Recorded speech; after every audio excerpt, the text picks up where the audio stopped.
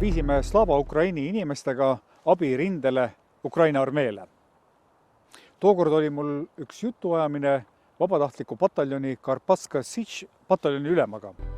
Küsisin talt, mida teil veel vaja on?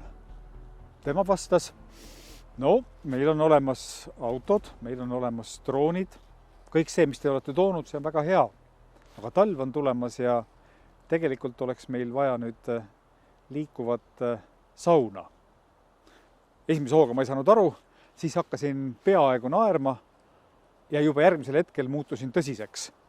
Sest mulle tulid meelde Kaitseliidu õppused, kus ma olen ise talvel olnud väljas, kus on külm, kus niiskus on tunginud kontidesse ja siis ma olen mõelnud, et hea küll, ma pean praegu selle nädalavahetuse vastu.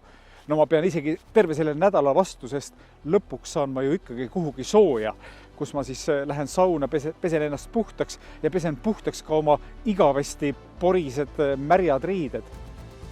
Aga Ukraina armeel praegu ei pruugi seda võimalust olla, sest nad on võib-olla läbi selle talve seal rindel. Ja siis tulebki mängu Eesti saun, mis võib olla uskumatult tõhus leevendus selles sõjatalves, mis võib võitlusvaimu hoida üleval rohkem, kui me isegi arvata oskame.